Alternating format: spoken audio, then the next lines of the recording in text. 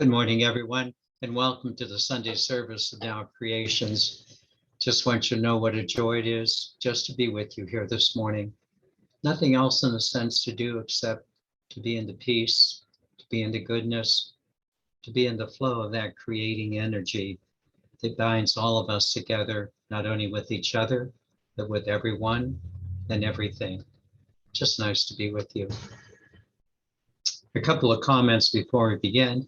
First of all, I invite all of you to join with us for our Monday night meditation. We've been working on spiritual healing and activation. It's on Monday evening from 7 to 8. And then especially I invite you to join us this evening from 6 to 7:30 when we have our topical conversation. And this evening is going to be again on the Ukrainian situation. And I'm going to present some things that just are a little different. I think you'll find it extremely enjoyable. I encourage you not only to attend, but to invite others to attend as well. I just think you'll find it quite meaningful. In order to attend, simply go to our website, nowcreations.org, click on study groups, and scroll all the way down to topical conversations and inspirational testimonials. The gray box is right next to it. Tap in and you'll be able to join us. My dear friends, I've been greatly moved this past week by your responses to last week's teaching on the Last Judgment as presented in A Course in Miracles and my personal revelation. Let me just briefly review each teaching.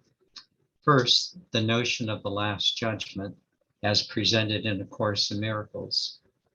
In a nutshell, the Course teaches that the Last Judgment, which you will make towards yourself and to others, is when you see yourself and you see others as God sees you. God sees you as a beautiful, beloved child, as an eternal soul, forever connected to the divine itself. What a vision. What a way to see yourself right now and to see others right now. My personal revelation was the following: stop thinking like a limited mortal physical human. Start thinking like an unlimited eternal soul, in complete control of its human persona, instrument, and manifestation. The conclusion of last week's teaching was to truly see yourself as God sees you and to put on the mind of the Christ, which simply means to listen, to follow the internal guidance of your eternal soul. As you do so, you'll then begin to realize that that internal guidance will give you exactly what you're looking for in life, a direction for your body, mind, and emotions in everyday living. What I would like to focus on in today's teaching is the last part of my revelation, namely its manifestations. How does one go about manifesting the soul's guidance? I will begin with 3 Latin sayings on the back of our dollar bill, proceed to address a restatement of Aldous Huxley's book, Brave New World in 1932, and then focus on a saying that does not say what you might think as it is reinterpreted in A Course of Miracles, all the while focusing on how to manifest our eternal soulness in the everyday world. A lot to consider. Again, you might want to take some notes. Here we go. First of all, the 3 Latin sayings on the back of our dollar bill. When the dollar bill was redesigned under the presidency of Franklin Delano Roosevelt in 1935, there were many interesting things on the back of it. In addition to the Great Seal of the United States, the Eternal Eye of Protection, and the Great Pyramid, there were 3 Latin phrases. You are probably quite familiar with one of them, perhaps not knowledgeable of the other two. The one you are probably quite familiar with is the phrase a pluribus unum, a pluribus unum, from the many, one, which describes America as a melting pot of people and nations, originating from the first original 13 colonies, and then to our present day status of being one among many who have come from all over the world, a pluribus unum. The other two phrases might be unfamiliar to you. The second Latin phrase is annuit chaeptis. Annuit chaeptis is probably unfamiliar, but it's usually translated in the following way, that God would favor the undertakings of the United States. It's sometimes just simply translated new beginnings, and that God would favor the new beginnings here in America. I presume that after World War I and during the Great Depression from 1929 to 1939, this phrase was presented as a symbol of hope for the American country. Then there was a third Latin phrase, again, perhaps one with which you are unfamiliar. It is Novus Ordo Secularum. Novus Ordo Secularum. It means, in a sense, a new order for the ages. A new order for the ages, as America was intent on bringing in a new social order. So then you might be asking me, what's your point of these three Latin phrases on the back of a dollar bill? The point is this. While the changing of external things in society are very important, as the New Deal presented, the real change in life is generated from within. Certainly external things affect us, as the people of Ukraine know firsthand during their most challenging time. But what seems to be sustaining them, and what ultimately sustains all of us, is a change of internals, chief of which is a change of heart, of putting on the mind of the Christ. It's the internal change.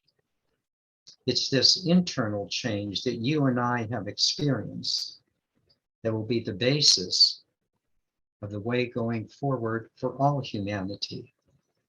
And it is this internal change of heart that we must aspire to as a direction, certainly for ourselves, but also for all the world. But first, a little more explanation. In 1932, Aldous Huxley wrote his famous book, Brave New World, which focused on mental engineering, bringing up the notion that if one can manipulate the mind, then the world would simply be a better place. The obvious flaw of the book is who would determine the mental manipulation. But what I feel is most important is not that we have a brave new world, nor even a world based on improving social conditions, as important as they are, but rather, I feel that what we really need is a loving new world, a more loving new order for the ages. And I believe that you and I are ushering in such a world because we consciously approach life from our eternal soulness, and we are living from the spiritual values of oneness and love. We are not simply making new choices as opposed to older ones, but rather we are making elevated choices that are based simply on not old social conditioning, or not simply mental manipulation, but rather simply are based on the values of oneness and love springing from the very center of our souls. We are learning to more efficiently manifest in the everyday world from these two qualities of oneness and love. We have had a change of heart, not just social conditioning, not just a manipulation of the mind. We have had a change of heart. You know this. But first, another thought from A Course in Miracles, which many might call, in a sense, the Bible, not only of the Western world, but also the New Bible for the times, inasmuch as it reinterprets many old, outdated, third-dimensional phrases into bolder, more relevant contemporary thinking. Let's now focus on such a phrase. You know it both by the words as well as by its initials. The words are rest in peace. The initials, of course, are RIP. This phrase, rest in peace, is usually used when a person physically passes, often at a funeral service, or sometimes even on news programs, indicating that one's life is completed, especially if there has been an untimely death, such as in the invasion of Ukraine, that a person can now rest in peace. The phrase needs to be corrected in two ways. It needs to be corrected. First, from the eternal soul perspective, but also from the perspective of A Course in Miracles and how it relates to our manifestations from our internal eternal souls. First, though, from the eternal soul perspective, without going into a detailed explanation of how the soul spirit continues after being released from the physical body, especially as we have seen in countless books about out-of-body experiences and near-death experiences, and the general belief of humanity that there is life after physical life here on the planet. The additional notion, however, is not that the soul is simply going to rest in peace, but rather the additional notion, in fact, is that the soul will continue its soul spirit journey in ongoing astral realms, as well as perhaps reincarnating here on the earth plane itself. Quite a change from resting in peace to see the ongoing continuity of our soul spirit in other realms, or perhaps maybe reincarnating. However, what is a primary concern for us is the teaching in how A Course in Miracles reinterprets the phrase. Please listen closely. A Course in Miracles reinterprets the phrase in these words: rest in peace is a blessing for the living, not for the dead, because rest comes from waking, not from sleeping. Say it again. Rest in peace is a blessing for the living, not the dead, because rest comes from awaking, not from sleeping. One more time. You just have to get it. Rest in peace is a blessing for the living, not the dead, because rest comes from waking, not from sleeping. Now, what is really interesting also are the words that come directly after these insightful words. Listen closely. Sleep is withdrawing. Waking is joining. These are powerful words. Sleep is withdrawing. Waking is joining.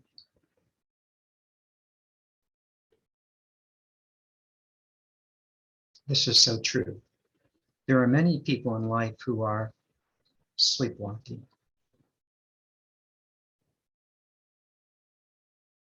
There are many people in life who are simply unconscious.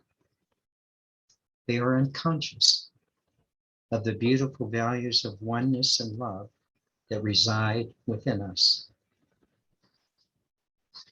But not you. Not you anymore. You have awakened.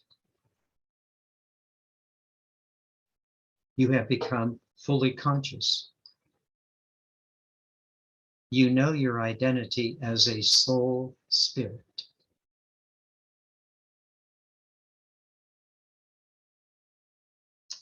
Now, here's the beauty of these words, resting in peace. Resting in peace is how you go about manifesting in the world. I'll repeat that. Resting in peace is how we go about manifesting in the world.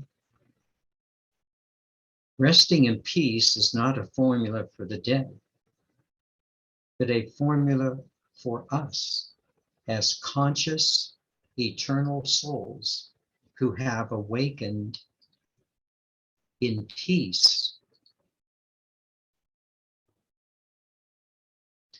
You have awakened in peace. You are manifesting in peace.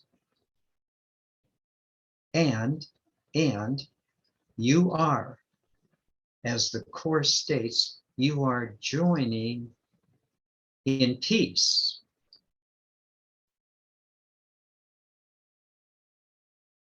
You have awakened in peace and are joining in peace. Let me explain. The essence of your manifesting is that you are no longer operating from the confusion of the mind, hoping for a better outcome, but never sure. But now you are operating from the certainty of your soul spirit. You are resting in peace. You have learned to take the time to be quiet and allow yourself to be guided by the inner voice of your soul spirit. You have learned to listen to the intuitions of your soul. From this listening to your soul spirit, you now can go forth with great confidence, with a certainty that you know what you're doing when you are manifesting. Let me just say it again. From this listening to your soul spirit, you can go forth with great confidence, with a certainty that you know what you're doing when you are manifesting. You are resting in peace amid your manifestations. Oh, wow, huh? You are resting in peace amid your manifestations. How cool is this? How wonderful is this? To be peaceful in the midst of what you're doing. This going forth from personal certainty has two enormous effects. The first one, because you are certain of your soul's guidance, because you have stopped thinking like a limited physical mortal human and have started to think like the eternal soul that you are, in charge of your basic human persona and its manifestation. Because of these things, you have released from fear and doubt, the two basic factors that cause dis-ease. They cause dis-ease because they keep us trapped in lower vibrations. Doubt and fear. Doubt and fear are the energies of sleepwalkers. Doubt and fear are the vibrations of the unconscious. I don't say this judgmentally nor critically, but with discernment. Doubt and fear are the energies of sleepwalkers, of the unconscious. You are no longer sleepwalking. You are no longer unconscious. You have stopped such thoughts, and now you are resting in peace amid your manifestations. Wow. Secondly, you have listened to your soul spirit and are now joining. What does joining mean? It means manifesting the qualities of love and oneness in the concrete situations of your life. Just say that again. What joining means is to manifest the qualities of love and oneness in the concrete daily situations of your life. You have awakened, but here's the point. You have awakened from your heart. You have awakened from your heart. You don't need social changes to change. You are changing social situations because you have changed from within. You have changed from your heart. You don't need mental manipulation to change.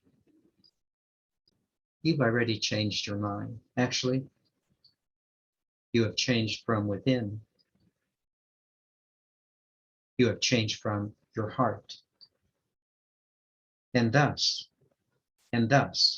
you are manifesting within the confidence of that soul spirit that is ushering in. You are ushering in a unified, newer, better world. You are ushering in a more loving world because you have changed from within your heart. You are ushering in not a braver new world, a more loving new world with the qualities of oneness and love clearly displayed because you've changed from your heart. You are now resting in peace amid your manifestations because they are being guided by your soul spirit.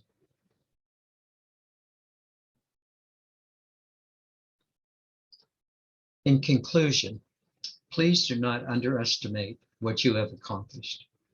You have awakened. You have awakened with the qualities of oneness and love at the very core of your being. You really have stopped acting like a limited mortal physical human being, unconscious and sleepwalking. You really have started to act like an eternal soul in charge of your human persona as well as its manifestation. Just in time for yourself, just in time for your family and your friends, just in time for humanity and the planet. And yet, not just in time, but also for eternity.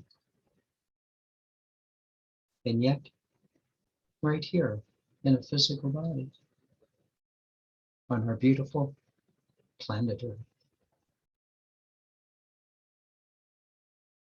you have awakened. You have changed your heart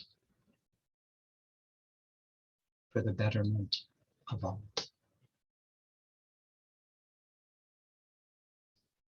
Let me now take you into meditation, and what a joy it is to do so.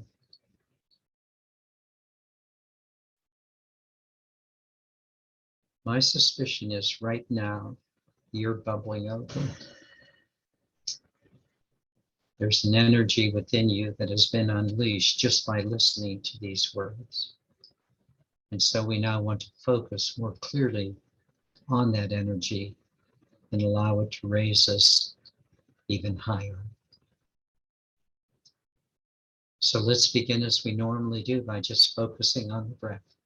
Just breathing in and breathing out. And you might not be able even to contain yourself, but try. Nice, easy breathing.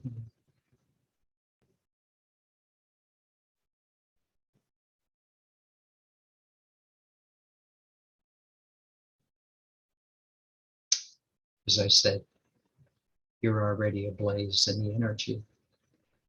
And would you just simply place your hand over your sternum?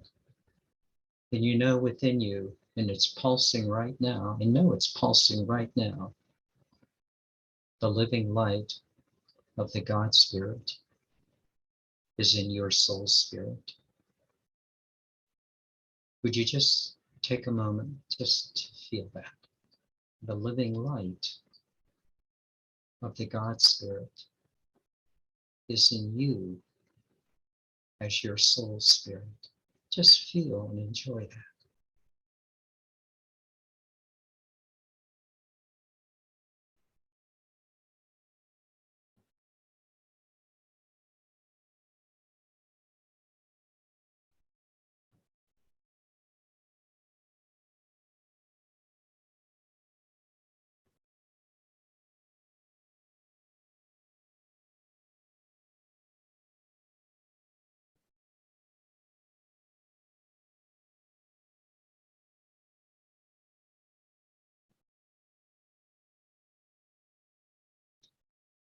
Almost makes you want to jump out of your skin. Just declare, I am a living light. I am consciously aware of the consciousness of God. I live in oneness. I live in love. This is who I am. This is who I am.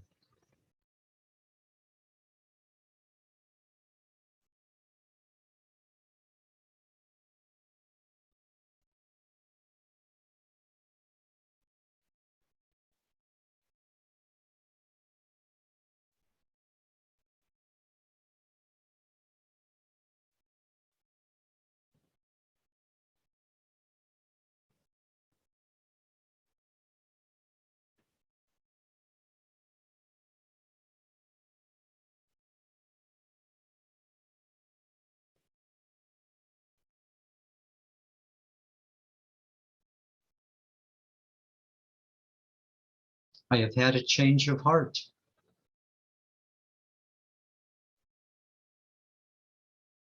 Not external change, not mental change, a change of heart.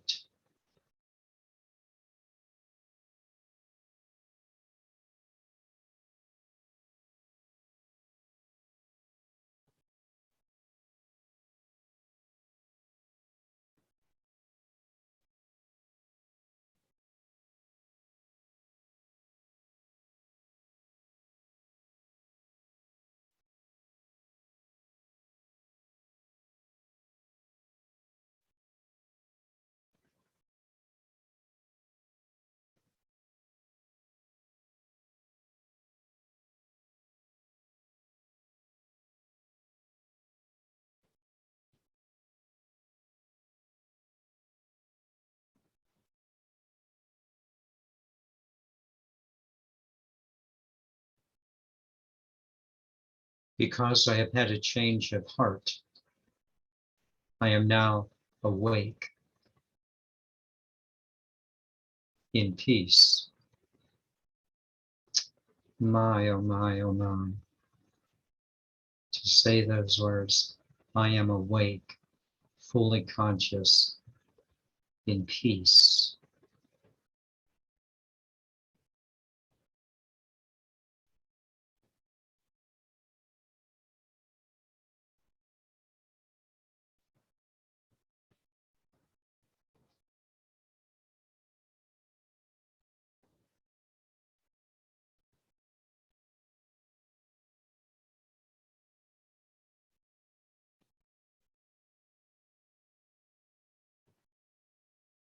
And yes, of course, I feel this within my own personal self, within me. I have awakened in peace. I feel my connection to the God Spirit. I do live from oneness and love. I've had a change of heart, and I have awakened in personal peace. Wow.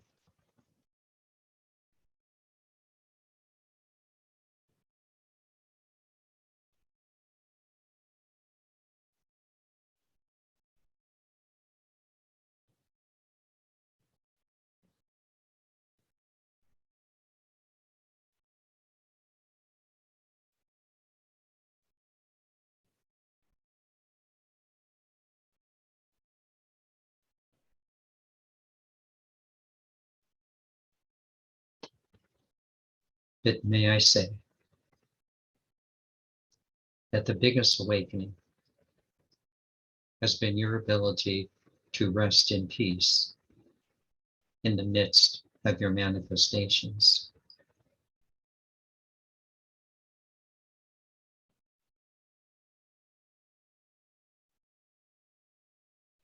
For many people, it's one thing to awaken within yourself, but it's still a struggle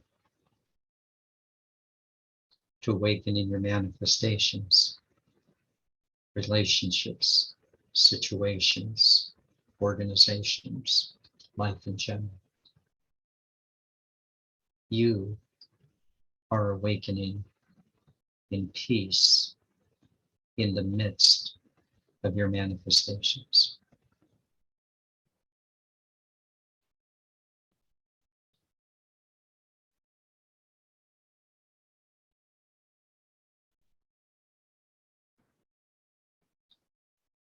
Let me say it again.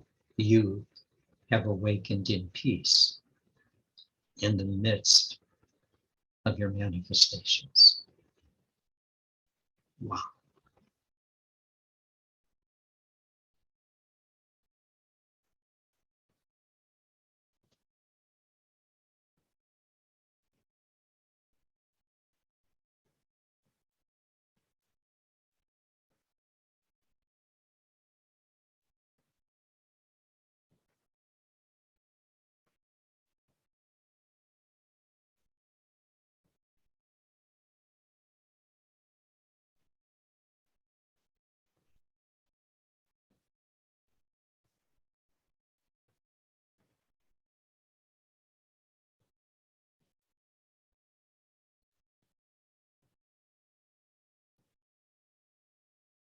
You are no longer sleepwalking,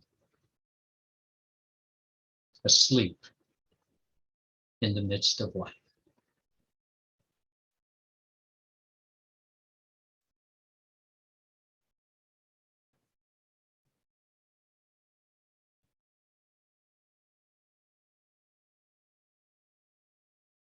You used to be, not anymore.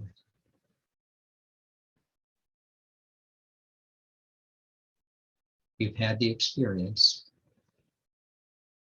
of sleepwalking, of being unconscious. But now you have awakened in peace.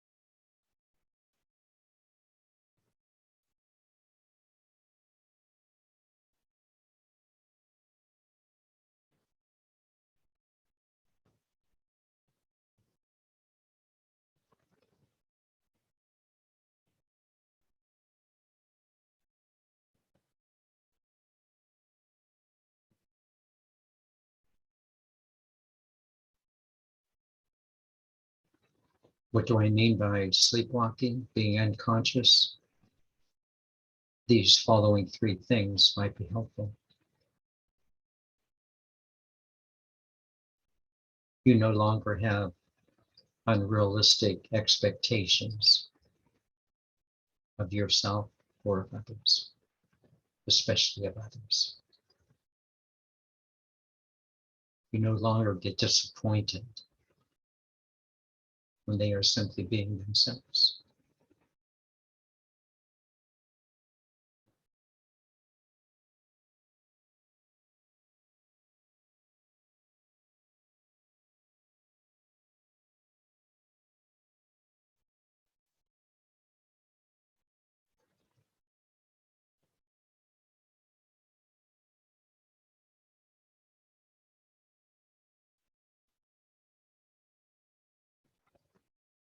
Secondly, you have stopped trying to control.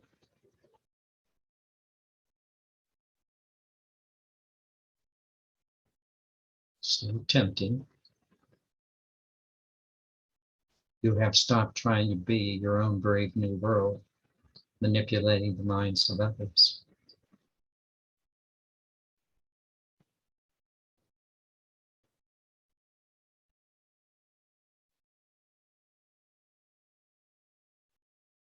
You've stopped doing that.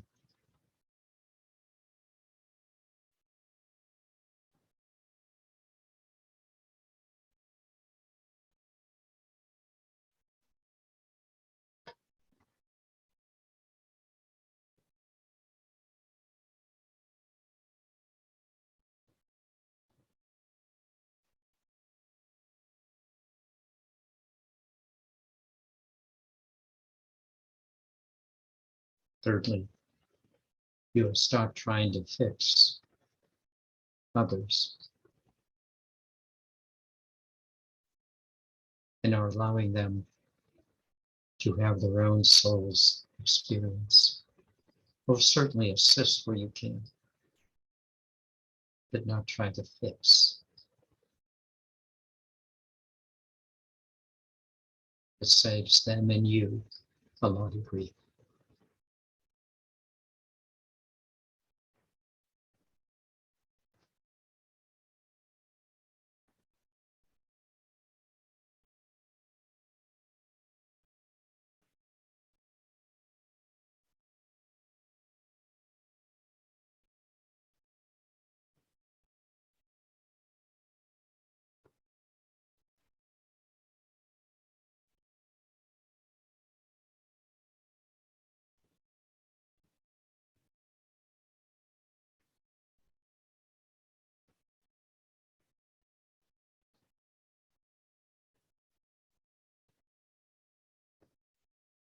Rather than unrealistic expectations, controlling and fixing, you have learned that whatever arises, you will simply love them from the guidance of your soul.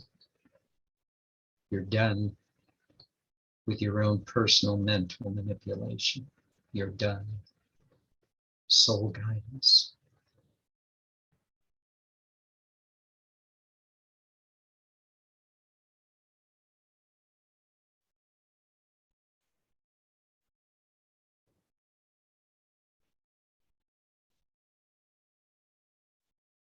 You have, we have awakened in peace amid our manifestations. We have joined in love.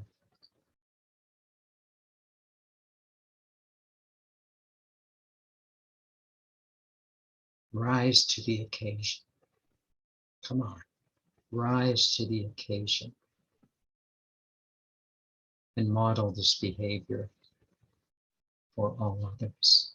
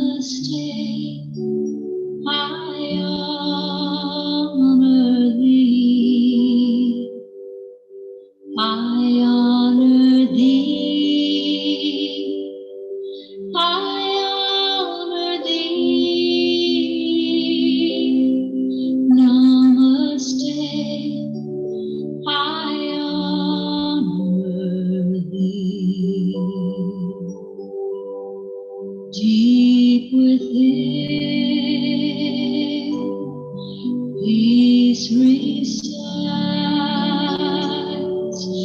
faith abounds, and love abides. The light shines bright to illumine love without, love within. I honor thee, I honor thee. Namaste, I honor thee. I honor thee. I honor thee. Namaste. I honor thee. When you are where you need to be, within that space, I honor thee. Seen through eyes, heard illusion, seen through spirit, we are one. I honor thee, I honor thee, I honor thee. Namaste, I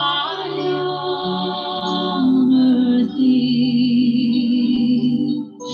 I honor thee. I honor thee.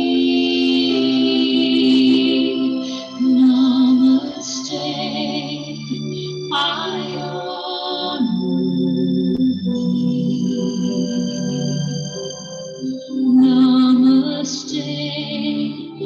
I honor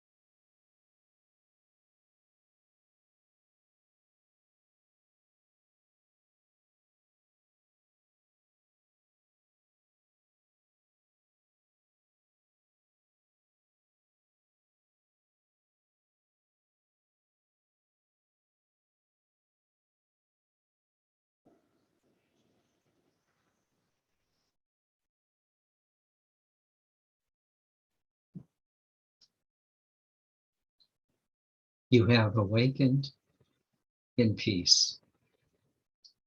Now, honestly, isn't that the goal? To be awake